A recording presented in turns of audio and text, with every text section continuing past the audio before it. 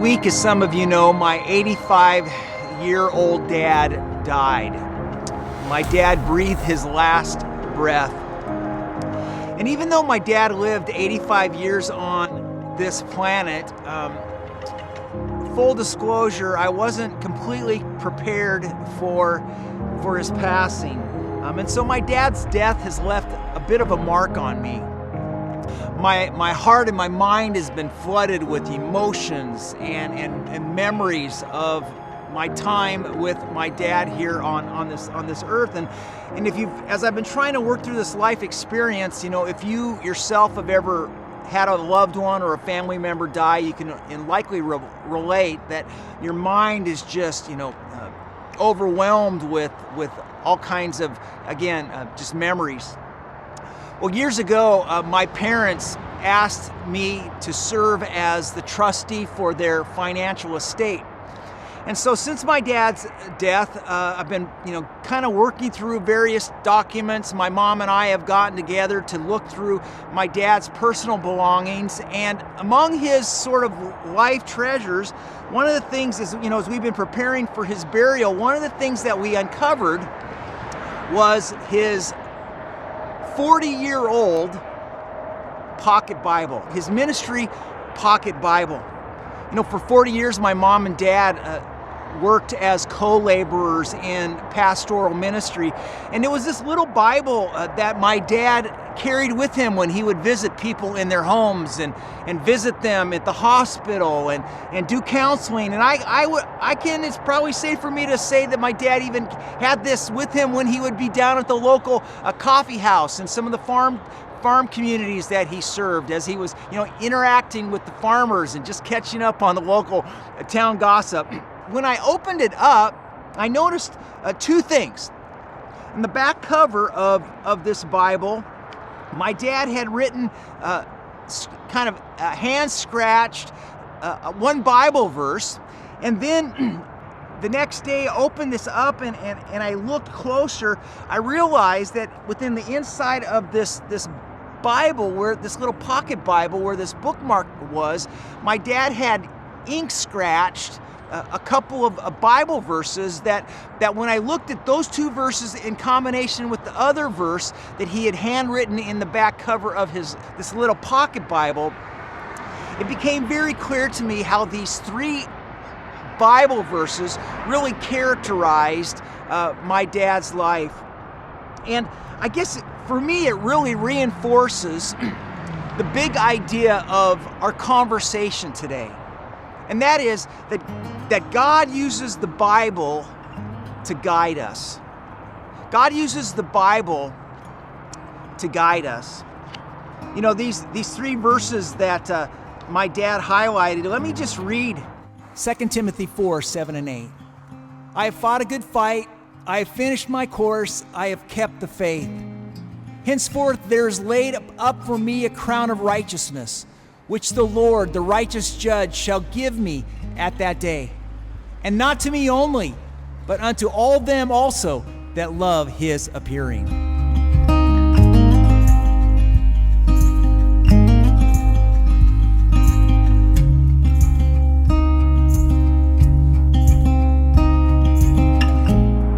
For those of you who are familiar with this Bible passage and these two Bible verses, you know that they were written by one of the early church leaders, a guy by the name of the Apostle Paul, who was really an early Christian during the days of Jesus. And if you know Paul's story, you know that Paul didn't really have a very good start in his relationship with Jesus. In fact, he kind of had a rough start. Paul had a little bit of baggage in his life. And that's really good news for you and for me, because who of us don't have a little bit of baggage in our life. And yet still, God chose to work through him and work in him.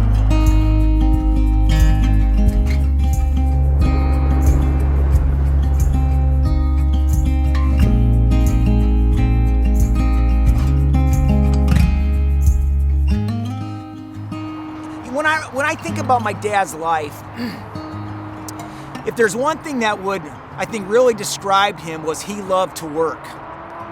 My dad had an incredible work ethic. And, he came from the builder generation, and in many of the churches that he served, he was always building something. There was some kind of building project. Because if you know my mom and dad, you know how they love education. They love to, invest in both teachers and students. And so that they were always putting their time and energy to try to share the love of Jesus within that educational arena. But when you look at my dad's life, it's really easy to understand why maybe he had such a good, strong work ethic, is because my dad grew up on a South Dakota farm. And in fact, he was born on a South Dakota farm, not in some nice hospital like today. My dad was the oldest of 9 siblings. There were 5 boys and 4 girls. So my dad had 4 brothers and 4 sisters.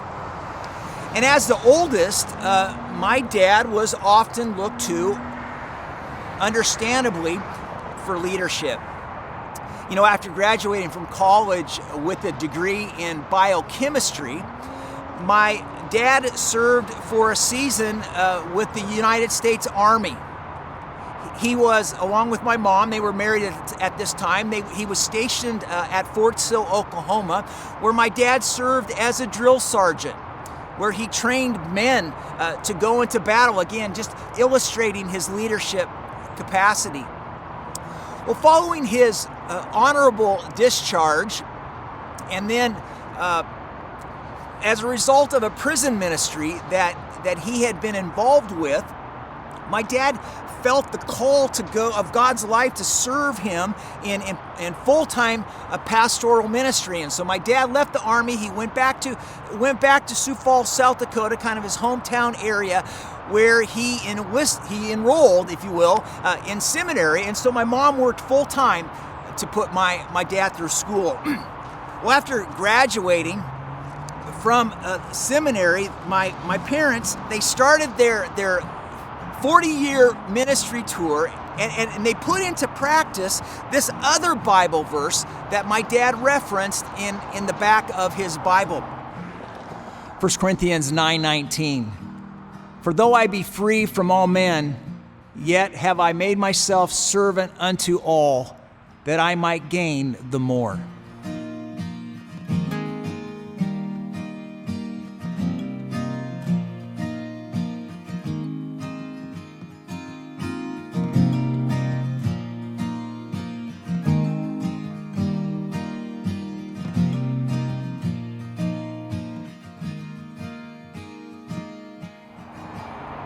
Paul is saying to his readers what sort of my dad is saying, even in his ink mark of this. He's saying, listen, even though I don't work for anyone, even though I'm a free man, I make myself a slave, I make myself a servant.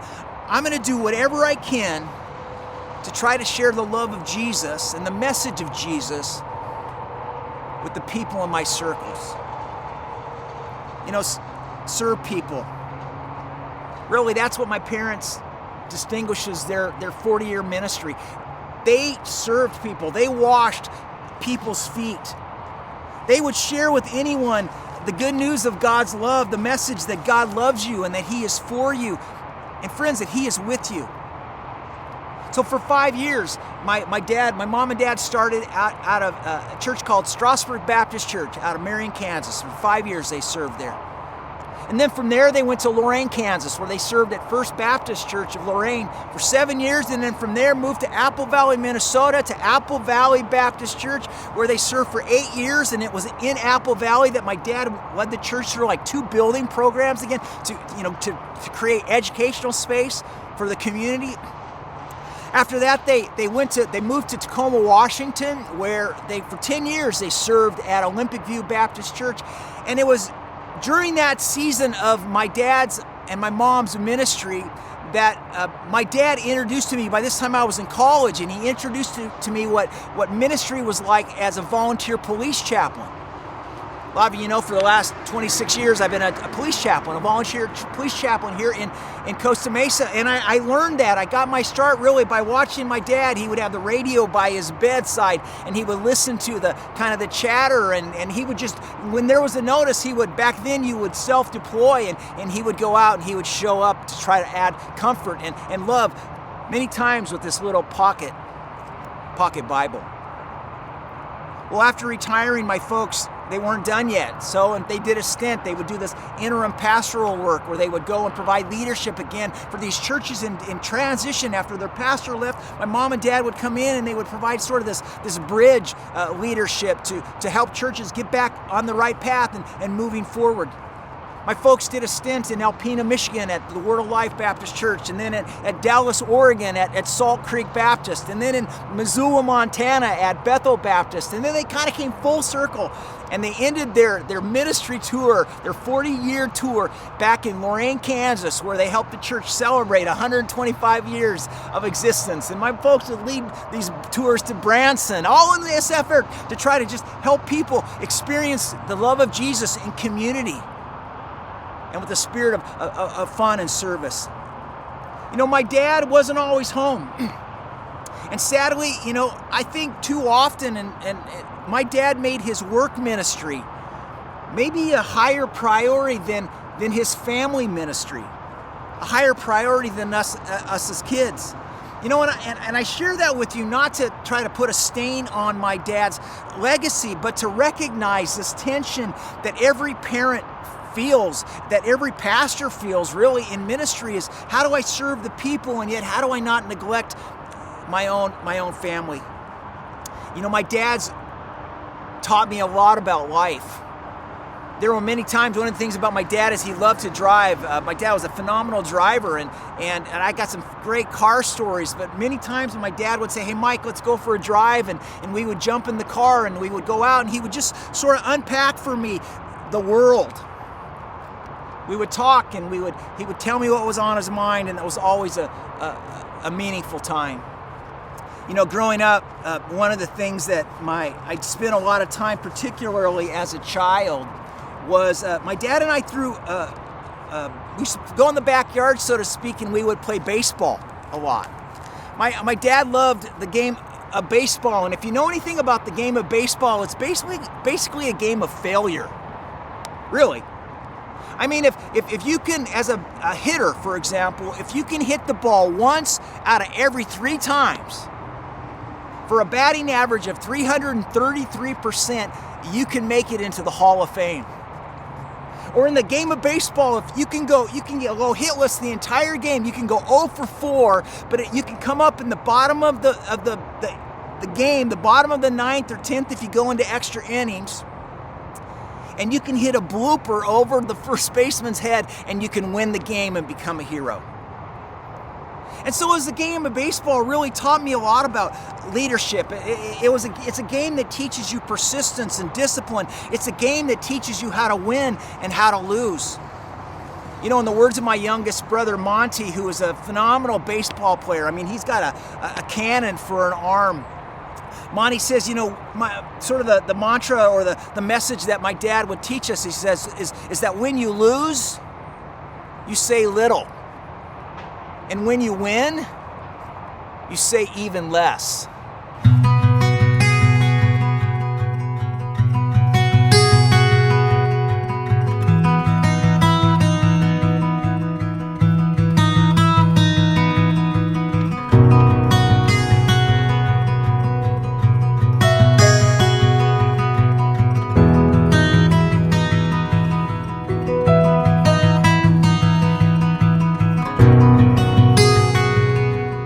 When I was playing softball, I was in a men's softball league because, like my dad, I love baseball too.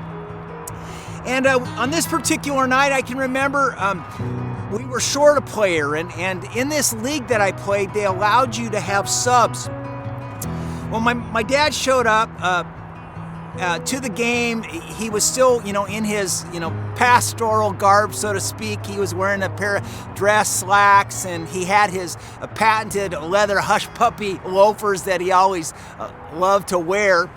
And we said, Dad, we need a player. And now realize I'd never really seen my dad play probably in 10 years. I knew he could throw the ball because we would play catch. In fact, I have his glove right here. Let me grab it.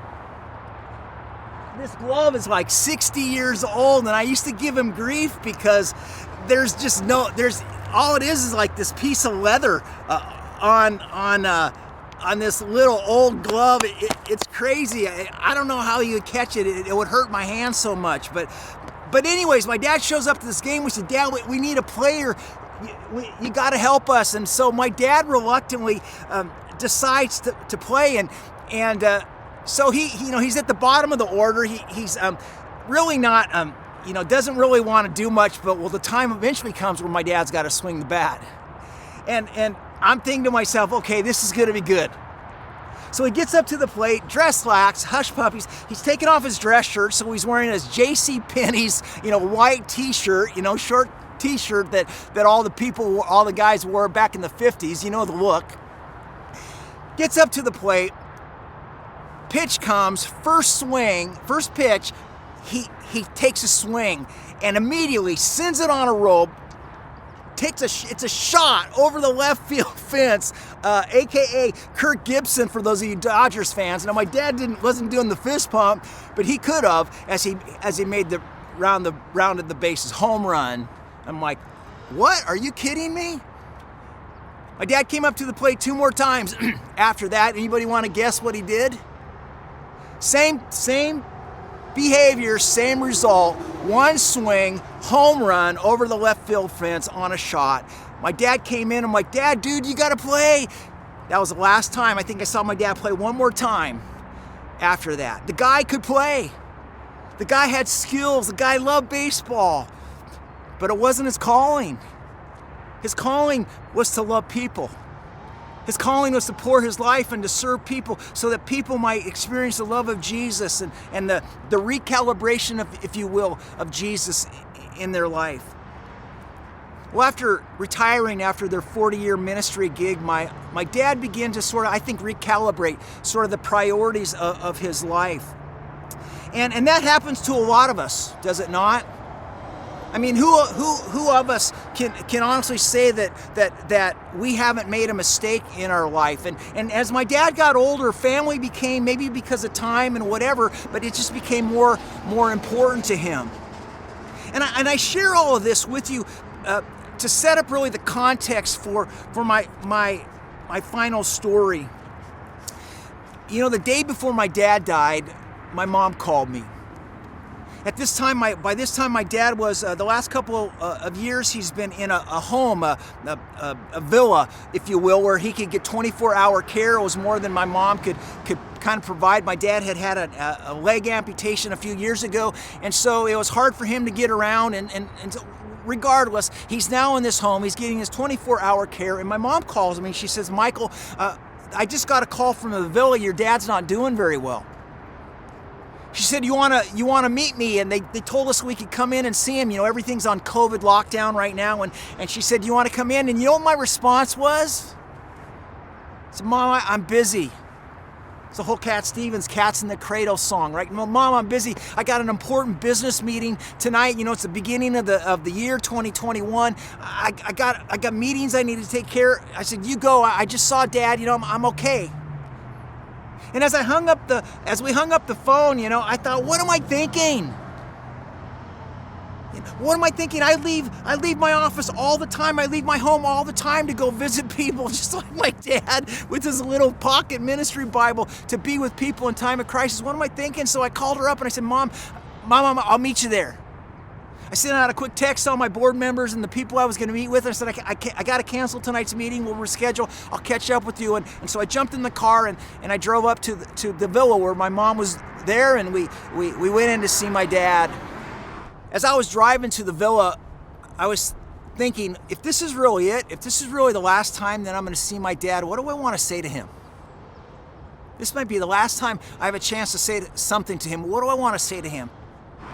As we got into his room, he didn't look so bad. Full disclosure, I thought, I don't know what everybody's talking about. He was sleeping, and so we woke him up. And as I went around his bed, and some of you know the story, have heard me share the story already, I grabbed his hand as he was in bed, and I was surprised at how strong he was. I mean, I thought, wow, he doesn't feel weak to me at all. I don't know what people are so concerned about it. But as I was holding his hand, my dad was kind of in and out, and then all of a sudden he started raising his hand toward the ceiling. And I'm looking, and I'm a pastor. I've been with people many times when they've died. That's just part of the gig, but I'd never seen that before. So, he's pointing kind of towards the ceiling, and I'm looking, and I'm thinking, is this like, Dad, what do you see? I say, Dad, what do you see? And in my head, I'm thinking, is he see this great white light? Is Jesus coming for him? What does he see? And he kind of shakes his head, and he goes, TV. And my mom says, he wants the TV turned off. And so we had a funny moment there where we laughed. And so I unplugged the TV. It's like my dad didn't want to be distracted by anything. He wanted to spend time with his family. It was like he knew something that we didn't know. I just began to say thank you. I didn't really know. He was kind of in and out, and I didn't really know of kind of consciousness. Sometimes he was open his eyes, sometimes he would close them. But I thought, I'm just gonna tell him. I don't know what's gonna stick, but I want to tell him thank you. I'm not gonna share the whole list of things that I shared, but the first thing I said was, Dad, thank you for introducing me to Jesus. I can remember very vividly, 5 years old in Marion, Kansas, Strasburg, Kansas. We're out in the middle of this country church. I can remember after a vacation Bible school, I went back and I sat on my dad's knee in the kitchen. And I said, Dad, I want Jesus in my heart. And together we asked Jesus to come and be my Savior, to forgive my sins. Because I knew that there was a heaven and hell, and I knew I didn't want to go to hell, even at 5 years old. And I think about the trajectory that decision that my dad led me in. The trajectory of how that's impacted people's lives. So I said, thank you, Dad. My dad was always encouraging my siblings and I to kind of spread our wings, to take risks. My dad used to always say, kids should chase butterflies. Now, when it was the summer and we were out of school, and if I wasn't playing baseball, he expected me to have a job or mow lawns or do newspaper route. But for the most part, my daddy really encouraged us to kind of spread our wings. And I think it's because of him and my mom's example that all of my siblings have this entrepreneurial spirit. But I said, Dad, thank you. Thank you for the opportunity to take risks and to be a leader in my own different world. And it was at that moment that something really shifted in the room.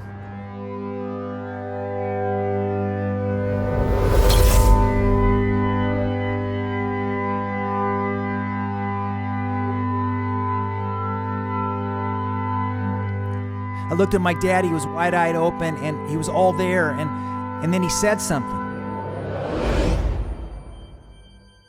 And I was pretty sure I heard what he said, but then I looked over at my mom, and I said, Mom, what did he say? And she said, Michael, I did the best that I could. I did the best that I could.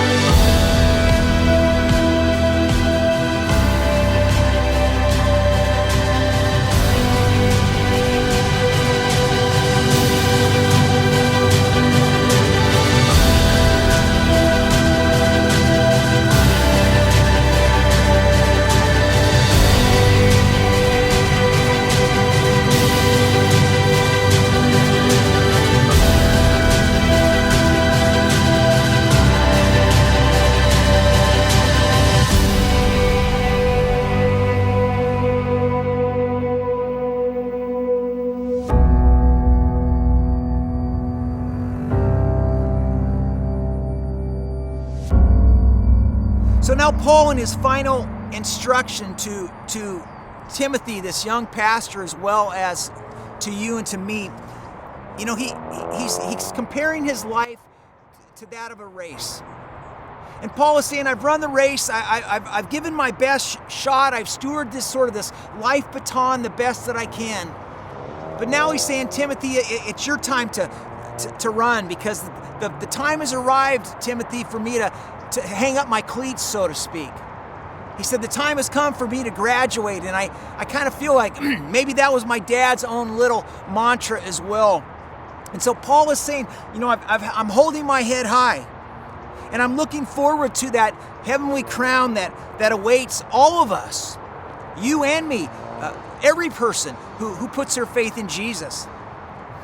These are strong words that Paul writes. In fact, I think they're strong words that my dad himself sort of believed, so much so that he took time to etch them with a little ink scratch in his Bible.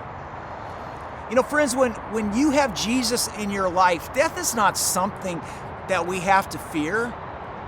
And when you have Jesus in your life, death is not something really that you even have to feel sad about. The good news about heaven is that it awaits all of us who put our faith in Jesus. And friends, that's good news. That's something that death is something that we can approach with joy and confidence. Now saying that, I'm not ready to go yet, right? I hope I still have a few more days on this planet. And so until that day arrives, even though I can look forward with joy and confidence and hope, knowing that because of my relationship with Jesus and his offer for me to be his child, until that day arrives, I need to run. You need to run. We need to give our best effort, steward well. We need to steward well what God has given us. Are you doing that?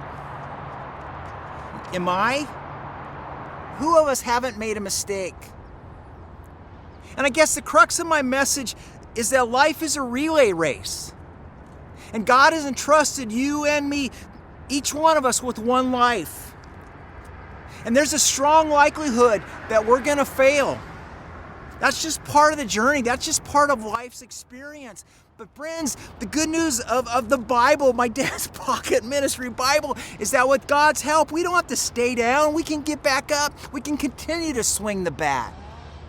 We can continue to move forward. We can continue to get better. With God's word, we can look to it for instruction. With God's word, we can look to it for help. I fought a good fight. I have finished my course. I have kept the faith.